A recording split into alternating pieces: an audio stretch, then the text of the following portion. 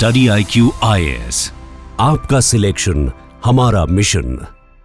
Struggle के बारे में बात करेंगे, फिर कुछ स्पेसिफिक्स पे जाएंगे जिससे हमारे जो स्टूडेंट्स हैं वो क्लियर हो सकें कि हाँ, ये जो कुछ चैलेंजेस हैं वो शगुन के साथ भी थे, हमारे साथ भी हैं, so that they can also get confidence, they can also actually continue to work in the right direction.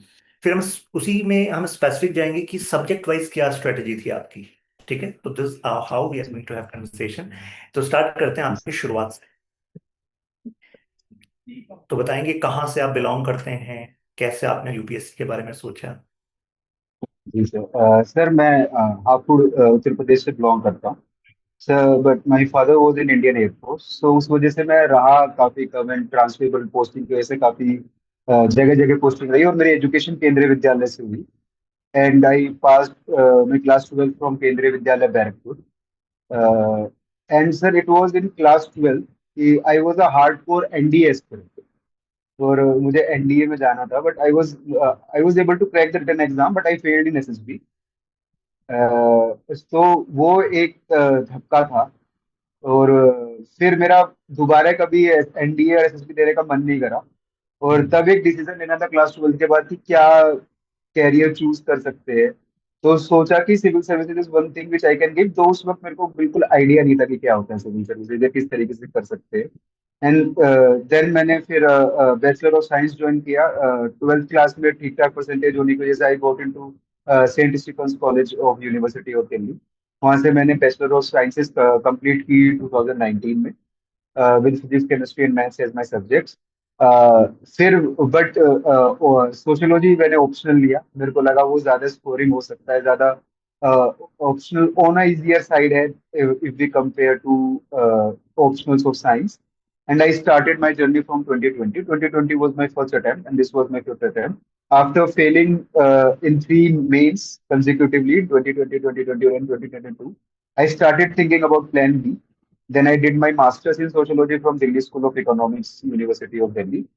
And while doing my master's, I gave my fourth attempt, in which I was selected in Indian Railway Management Service by the reserve list. And then I gave my fifth attempt, and finally I got AI 100 this time.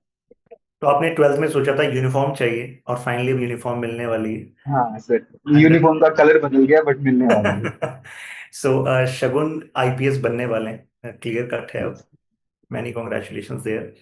आपने जो शुरुआत की थी अपने preparation, तो जैसे कई students होते हैं, दे डोंट हैव आइडिया यार what is the difference between having subject approach and having exam centric approach. 6 से 7 महीने निकल जाते हैं, कई बार साल निकल जाता है, उन्होंने कुछ कुछ पढ़ा होता है, बट एग्जाम की जो रिक्वायरमेंट है उससे वो काफी दूर होता है। तो ये चैलेंज आपके साथ भी आया था स्टार्टिंग में, आपने कैसे इसको कॉप अप किया, कुछ शेयर करेंगे आप।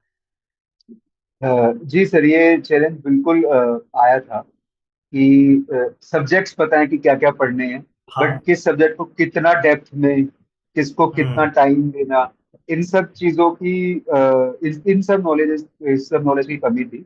But at that time YouTube, topper stocks, channels like study IQ and others, they help एक स्ट्रेटेजाइज करने में कि ये बुक्स होती हैं, इस बुक जैसे लक्ष्मीकांत है इसको तो चाट जाना है, और कोई दूसरी बुक है उसको उसको कितना पढ़ना है। तो उस चीज ने हेल्प करी। बट थोड़ा सा फिर जब अटेम्प्ट्स बढ़ते गए, फिर खुद का भी एक्सपीरियंस आया इन टू प्ले कि यार इस चीज को इतना पढ़ना काफी होगा, इस चीज में हम थोड़ा सा वो कर सकते हैं। But if there is a young aspirant, उसको मैं यही एडवाइस दूंगा कि शायद खुद का एक्सपीरियंस गेन करने में थोड़ा सा टाइम लग सकता है, and we might end up wasting 1-2 attempts in that. So if you can get a good mentor, अगर आपके फैमिली में कोई है, आपके कॉलेज से कोई है, फ्रेंड कोई है, या फिर इन दी बिगर इंडस्ट्री इटसेल्फ अगर कोई अच्छा मेंटर मिल सकता है, तो वो आपको थोड़ा सा स्ट्रीमलाइन करने में, आपकी थिंकिंग को, आपकी सोच को हेल्प कर पाए तो काफी अच्छा होगा। And in the end the UPSC syllabus and the UPSC PYQs, both for pre and mains, are the thing जो हमेशा आपके पास होने चाहिए। ठीक है, they will be the guiding light in your hmm. Entire. तो स्टार्ट करने में ये ध्यान ही रखना है कि एक बार बेस की नॉलेज हो जाए तो उसके बाद पीवाईक्यू समझना आसान हो जाएगा, और पीवाईक्यू से ही आपको राइट डायरेक्शन मिलेगी, जैसे कि शगुन ने किया। शगुन, कौन सा सब्जेक्ट आपका स्ट्रेंथ था, कौन सा वीकनेस था, वीकनेस को आपने कैसे मतलब उसको स्ट्रेंथ में तब्दील किया, या अभी भी आप मानते हैं कि यार हाँ अभी भी कुछ सब्जेक्ट हैं जो वीक हैं? मतलब कई स्टूडेंट्स तो इसी में रहते हैं, उनको लगता है कि मेरा इकोनॉमी वीक है फॉर एग्जाम्पल, और तो उनको लगता है कि इस वजह से शायद नहीं हो पाएगा। जैसे मैं अभी एक महीने से भी कम समय हमारा प्रीलिम्स होने वाला है, तो अब डिलेमा में है स्टूडेंट्स कि शायद नहीं देते। क्यों? क्योंकि अभी मेरा ये वाला सब्जेक्ट कॉन्फिडेंट नहीं है, इसमें मैं कॉन्फिडेंट नहीं हूँ। तो क्या ये चैलेंजेस आपके साथ भी आए थे? जी सर, अगर मेरे को स्कूल टाइम पे सोशल साइंसेज पढ़ना पसंद था, हम्म। तो उनमें मैं कंफर्टेबल था, बट एक दो सब्जेक्ट थे स्पेसिफिकली इकोनॉमिक्स, क्योंकि हम्म। सर इकोनॉमिक्स कहने को सोशल साइंस है but it is a quite technical subject. Hmm. तो वो जब पढ़ा, रीड वीड वो चीजें उसमें बढ़िया से समझ में भी नहीं आई थी। हम्म। तो फर्स्ट टाइम में मैंने प्रीलिम्स क्लियर किया था, but my economics score in that prelims was not very good. Hmm. तो सर उसके लिए फिर जैसे यूट्यूब पे ही काफी सिंप्लीफाइड भाषा में समझाए गए वीडियोस हैं, थोड़ी सी बुक्स को चेंज किया। हम्म। और एक विवेक सिंह सर की एक बुक आती है इकोनॉमिक्स की, जिसमें थोड़ा सा सिंप्लीफाइड भाषा में मेरे को लगता है कि इकोनॉमिक्स को समझाया गया है। उस हम्म। बुक को मैंने रेफर किया, तो इकोनॉमिक्स एक वीकर पॉइंट था, hmm. Both in pre and in mains. Hmm. बाकी सब सब्जेक्ट से मोर और लेस बहुत अच्छा तो कोई नहीं कहूंगा, बट हम्म। समझ में आ जाते थे बाकी सब्जेक्ट्स इस तरीके से। हम्बलनेस देख रहे होंगे आप सभी लोग शगुन की। इनकी 100th रैंक आ गई और ये कह रहे हैं अच्छा तो मैं नहीं कहूंगा, बाकी सब्जेक्ट्स हैं मेरे। ग्रेट। कौन सा सब्जेक्ट आपको लगता है प्लस पॉइंट रहा जीएस में आपका? सर जीएस में मेरे को ये लगता है कि अगर प्रीलिम्स पॉइंट ऑफ व्यू से कंसिडर किया जाए, तो स्टैटिक इज द किंग। तो मैं यही कोशिश करता हूँ कि स्टैटिक की जो सब्जेक्ट्स है उसमें बेस्ट परफॉर्म करने की कोशिश करूँ। And polity is something I like. So polity, history और इको ज्योग्राफी, इन चार का मैं कॉम्बिनेशन बनाता था कि हम्म। कुछ भी हो 75 क्वेश्चन तो इन्हीं चारों से आने हैं। तो हम्म। इन चारों को आप जितना स्ट्रॉन्ग कर पाओ, and then these three subjects will be repeated in mains, GS 1, GS 2, GS 3, इनसे आना है। So hmm. As far as mains is concerned, मेरे को लगता है कि जीएस 1 और जीएस 3 में मेरे मार्क्स हमेशा अबव एवरेज रहे।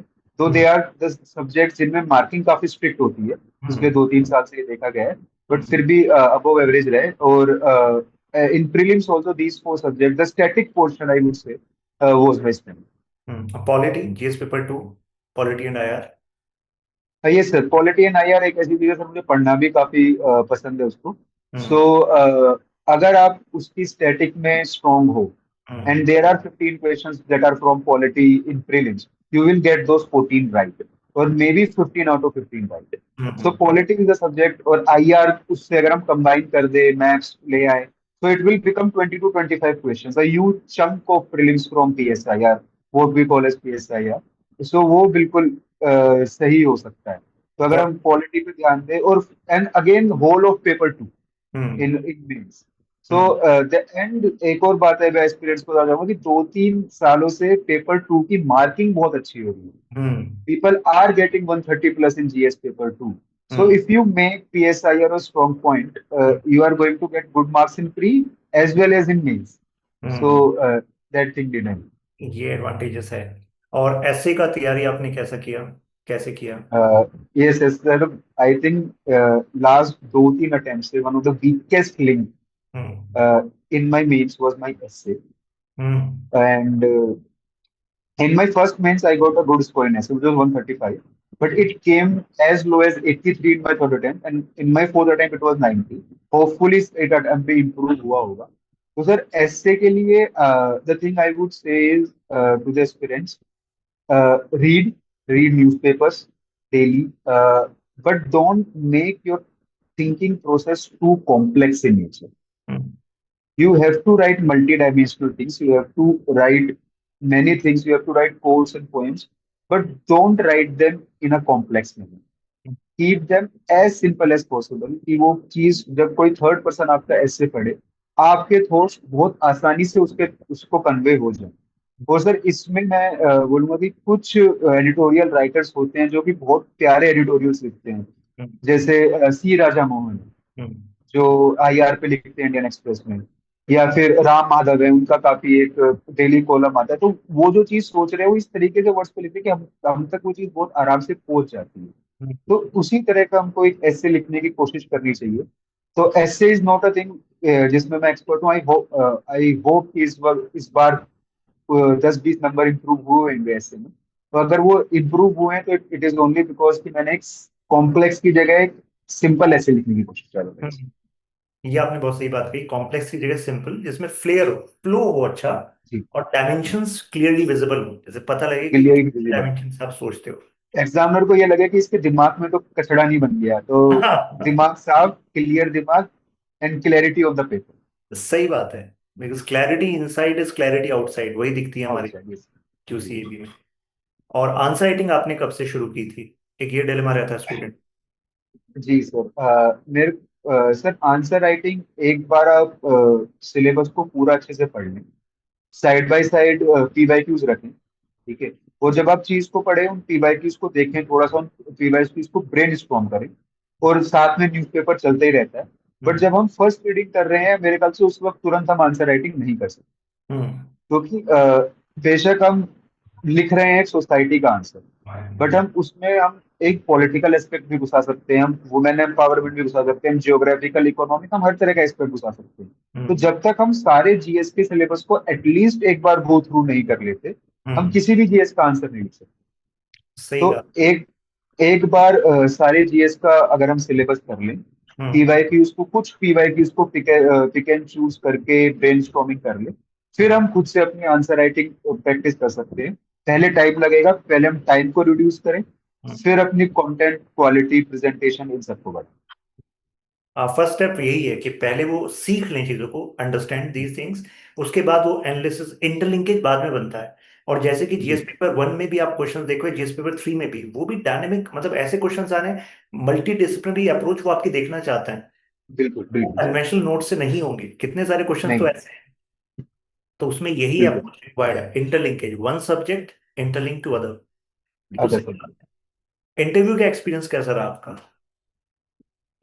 Sir, interview, this was my second interview. तो हम्म। लास्ट इंटरव्यू का एक्सपीरियंस सर काफी अच्छा था। I got a good score, I got 200 in my interview last time. Hmm. इस बार इंटरव्यू से पिछले बार जितना तो अच्छा मैं नहीं बोलूंगा, तो marks are not out yet. Hmm. But तो जब इंटरव्यू दे के आया था तब तो बड़ा बुरा सा लग रहा था, हम्म। ठीक है। बट अब क्योंकि AIR 100 आ गई है, तो मैं ये तो नहीं बोल सकता कि इंटरव्यू में कम मार्क्स आएंगे। आई थिंक इस बार भी शायद एक डिसेंट स्कोर रहा होगा इंटरव्यू में। हम्म। तो सर आई थिंक इंटरव्यू में जो चीज सबसे ज्यादा मैटर करती है वो आपकी ऑनेस्टी और आपका कॉन्फिडेंस है। हम्म। अगर आपको कोई चीज नहीं आती है, आप बोल दो नहीं आती है, and hmm. Just don't carry that to the next question और टू द नेक्स्ट मेंबर। एक मेंबर के साथ आपका डिस्कशन अच्छा नहीं हुआ, या आप उसके 4-5 सवाल का जवाब नहीं दे पाए, leave it there itself and go to the next person. Hmm. और ऐसे में सर वही प्रैक्टिस एक बहुत बड़ा रोल प्ले करती है। और सर ये इसीलिए भी मैंने स्टडी IQ का IGP भी ज्वाइन किया था। सर हम्म। वहाँ पे वो डेडिकेटेड ग्रुप्स बन जाते हैं, अनिल सर हाँ। की हेल्प मिलती है, तो प्रैक्टिस बनी रहती है। Hmm. And I also discuss with one of my friends, एक मेरी दोस्त है Shivangi, she is also an student. तो हम्म। उनके साथ मैं डेली डिस्कस करता था। तो हम्म। वो जो बर्डन रहता है कि आपने नो बोल दिया, आपसे एक आंसर बेकार हो गया, बट हम्म। आप फिर भी अगला आंसर में अपनी बेस्ट देने की कोशिश करते हो, वो प्रैक्टिस में रहता है, तो डेट थिंग्स। ये बहुत अच्छी बात उन्होंने कही है कि ऑनेस्टी एंड कॉन्फिडेंस, अगर नहीं दिया तो उसका मतलब ये नहीं है you are not worth it. Yes. ये बात समझ में बहुत देर से आती है कई लोगों को, बट जी जिनको सर। आ जाती है उनको मार्क्स अच्छे मिलते हैं। तो इंटरव्यू में भी अच्छा स्कोर किया होगा आपने, हम जी। ग्रेट। तो अभी आईपीएस बन, अच्छा, इंटरव्यू में कुछ खास कुछ क्वेश्चंस ऐसे हैं जो ट्रांसक्रिप्ट में जो आप शेयर करना चाहेंगे कि यार ये पूछा गया था, ये यादगार था? जैसे one of our student Divyanshi, उसने हॉबी में लिखा था सिंगिंग, तो बता रही थी कि उनको 3 बार गाना सुना गया उनसे, एंटर करते ओके। हुए, फिर बाद में, उसके बाद में भी, बीच में भी। सर इसमें इंटरव्यू में मेरे साथ इस बार हुआ था, क्योंकि मेरे इंटरव्यू में डिफेंस एक है, मैंने अपनी हॉबीज में भी लिख रखा है कि interest in defence related affairs. Hmm. तो वहाँ पे डिफेंस काफी 2-3 क्वेश्चन डिफेंस से थे, but all 3 questions were out of the line. ओ। तो वो जो हम कन्वेंशनल प्रिपेयर करते हैं कि आपने वेपन्स प्रिपेयर कर लिए, हाँ डील्स हाँ प्रिपेयर कर लिए, हाँ इट हाँ। Was not that type of question, it was purely opinion based questions. तो हम्म। एक मैम थी, and she was asking too much psychological type of questions. हम्म तो उन्होंने काफी घुमाया था। तो शी आस्क्ड मी कि is the era of glorification of wars back in the world, hmm कि कब वॉर्स को ग्लोरीफाई किया जाता था, कि हम हिस्ट्री में पढ़ते हैं कि वर्ल्ड वॉर 1 के बाद वॉर्स को ग्लोरीफाई करके देखा जाता था, फिर कम हुआ आफ्टर द एटम बम से ड्रॉप। पहले भी होता था, हीगल कहते थे कि yes war yes yes. Necessary. हम्म जी जी जी, फिलोसफी। फिर हम्म अभी फिर से लग रहा था कि वॉर ग्लोरीफाई हो रही है रशिया यूक्रेन में। ठीक है, तो फिर वो तो मैंने आंसर कर दिया। तो मैं हम्म। पूछती, डज इंडिया ग्लोरीफाई वॉर्स? ठीक है, to which I said no. Oh. And then हाँ। मैं, sir, we live in a peaceful country, we don't believe in glorifications of war. And then ma'am started कि महाभारत के समय से wars चलती आ रही है, then there was Ramayana, then we are making movies on war, we make Uri, we make LOC, how can you say that we are not glorifying wars? And then hmm मैंने उसे deal किया, ma'am they are psychological aspect सिखाने के लिए, हमको history से अवगत कराने के लिए कि हम्म वॉर्स क्यों हुई और कैसे हम्म हम उनसे बच सकते थे। इन चीजों को हम्म सिखाने के लिए, पेट्रोटिज्म सिखाने के लिए वो चीजें बनी, not to hmm glorify wars. तो that hmm was a little tricky conversation that took place. उस वक्त मैं भी हम्म थोड़ा सा नर्वस हुआ था, but I hmm I came out of it somehow. But nice reply. Hmm. This और वाज वन थिंग। क्योंकि ये जो उन्होंने एग्जाम्पल दिए, हर एक एग्जाम्पल में पहली जो अप्रोच थी वो तो वॉर को अवॉइड करने की थी। वो चाहे बिल्कुल आप बिल्कुल महाभारत सही। की बात करें, चाहे रामायण की बात करें, एम्बेसडर्स को भेजना, कन्विंस करना, जब हो ही नहीं रहा था, जब पाप बढ़ गया था, उसके बाद वॉर्स करनी पड़ी। उसके बाद एंड वो नॉट गया था। ग्लोरीफाइंग, या we are not glorifying, you yes can not yes yes compare with Europe, जो यूरोप में हो रहा था 30 years ऑफ डार्क एज। सही कह रहे हैं यस आप। यस। और क्या क्वेश्चन था, ये तो इंटरेस्टिंग था। एक सर, एक डिफेंस से रिलेटेड यही क्वेश्चन था, जो एक्चुअली दासा सर ने पूछा था। तो सर, हम्म डिफेंस के बारे में एक लाइन काफी फेमस है, जो ये बोली जाती है कि the more we sweat in peace the less we bleed in war, hmm which is very expected and anyone can reply. Dasa sir ने पूछा कि hmm I have read somewhere the more you are calm in peace, hmm the more wonders you do in war. Hmm hmm Explain me this. Hmm And the first thing which clicked in my mind कि यार ये जो मैंने पढ़ा है उसका तो उल्टा है। ठीक है, पीस में तो आपको पसीना बहाना होता है, पर यहाँ पे आप काम पे रहने को बोल रहे हो। सो हाँ। मेरे को 5-10 सेकंड लगे उस चीज को प्रोसेस करने में, हम्म कि ये सर ने बोल क्या दिया और अब मैं कैसे रिप्लाई करूँ। हम्म देन फिर जो मैंने रिप्लाई किया कि if there is a peaceful situation, hmm तो वहां पे हम दो तरीके से सर उसको देख सकते हैं। एक, हम खुद को बेटर पहचानते हैं हम्म कि जब मेरे सामने एक डिफिकल्ट सिचुएशन आएगी, एक वॉर आएगी, तो hmm how will I react. तभी शायद सर इसलिए बोला जाता है कि यूपीएससी के एग्जाम के वक्त प्रीलिम से पहले या मेन से पहले जो हो गया, पेपर में काम बैठो। सही बात है। तो हम ज्यादा अपने आप को पहचान पाएंगे। हम्म दूसरा, हम एनिमी को, सिचुएशन को बेटर पहचान पाएंगे। हम्म जैसे सर आजकल के टाइम पे AI in war, drones in war, so hmm if we are panicking in peace, maybe we won't be able to assess the situations that well. And if hmm we are at calm, we will assess ourselves, the enemy, and the situation. And this situation, या। So this was something some reply, and this was totally a unprepared question. हम्म कि मैं तो जो मतलब जो बचपन से सुनता है उसका बिल्कुल ही अपोजिट ही पूछ लिया। हम्म टू विच दासा सर मेड अ फेस कि थोड़ा सेटिस्फाइड हूँ, थोड़ा सेटिस्फाइड नहीं हूँ। ठीक हम्म है, and then he passed on to the next member. Nice. दोनों ही अच्छे थे, क्वेश्चंस थे। और वो यही चेक करना चाह रहे थे कि अप्रोच क्या है आपकी, कि अप्रोच में वो कॉम्प्रिहेंसिव हैनेस है कि नहीं, सिचुएशनल अवेयरनेस है कि नहीं, और वो आपने इसमें शो कर दी। It was nice. और सब्जेक्ट स्पेसिफिक जो आपने तैयारी कैसे करी, जैसे पॉलिटी, इकोनॉमी, हिस्ट्री, ज्योग्राफी, कैसे आपने तैयारी करी, did you take any help? Sir, I stick to this static books, hmm but मैंने वही प्रोसेस फॉलो किया, one book one subject. Hmm like अभी तो सर मार्केट में इतना मटेरियल अवेलेबल है कि एक सब्जेक्ट की भी 10 बुक अवेलेबल है। सही बात बट है। Instead of reading 10 books, become a master of one book. Hmm इधर पॉलिटी की वही लक्ष्मीकांत आती है। इधर सबसे ज्यादा कंफ्यूजन हिस्ट्री को लेकर होता है कि हम्म तमिलनाडु बोर्ड की बुक है, न्यू एनसीईआरटी है, ओल्ड एनसीईआरटी, हम्म तो कौन सी पढ़ी जाए। और हम्म आप जो भी पढ़ के जाते हो ना, प्रीलिम्स में क्वेश्चन किसी दूसरी बुक से ही आ रहे होते हैं। हम्म ठीक है, सो मैं अपने मतलब जूनियर एस्पिरेंट्स को बाकी को भी ये बोलता हूँ कि आप इतना स्ट्रॉन्ग करो कि if you are reading any book, if you are reading old NCERT and I ask you 10 questions from that old NCERT, you should get 8 right. आप हम्म इतना उस बुक में घुस जाओ। हम्म सो एक स्टैटिक बुक्स, और फिर आपको कोई कॉन्सेप्चुअल चीजें समझ में नहीं आ रही जो कई बार नहीं आती हैं जियोग्राफी इकोनॉमिक्स जैसे टेक्निकल सब्जेक्ट में, you hmm can always take help of platforms like YouTube. क्योंकि हम्म वहां पे छोटा सा 15-20 मिनट का वीडियो रहेगा और वो आपको समझा देगा। जैसे कई बार इसराइल पैलेस्टीन कॉन्फ्लिक्ट में उस एरिया का मैप बहुत मैटर करता है हम्म और आपको पता ही नहीं उस मैप के बारे में, तो you hmm can go to YouTube, अब स्टडी आई क्यू सर्च कर लो, वहां एक वीडियो मिल जाएगा स्टडी आई क्यू, पूरे उस मैप को आजकल यूट्यूब शॉर्ट में 7 सेकंड में आपको मैप समझ में आ जाएगा, and hmm then you will understand the conflict better.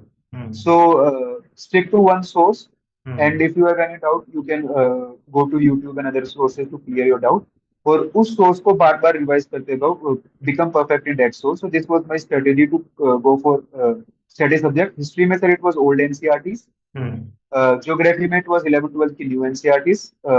Economics में वेग सिंह, हम्म पॉलिटी में लक्ष्मीकांत, हम्म एंड साइंस एंड टेक में इट वाज द बेसिक 11-12 की बायो के कुछ 3-4 चैप्टर बोलते हैं और केमिस्ट्री के कुछ 3-4 चैप्टर बोलते हैं, एंड इन्वायरमेंट में it was the Shankar IAS की इन्वायरमेंट की बुक।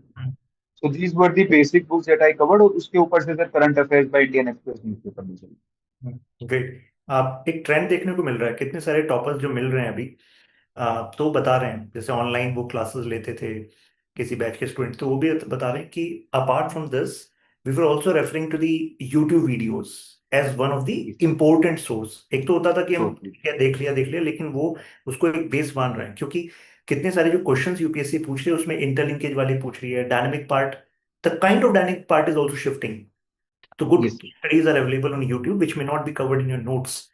तो यस सर। या एक वो शिफ्ट हम देखने को देख रहे हैं। गुड।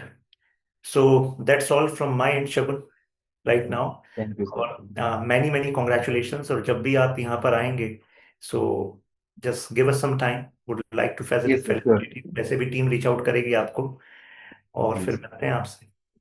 जी सर। जी sir. Thank you. Thank you sir. All the best. Study IQ IAS, आपका सिलेक्शन हमारा मिशन।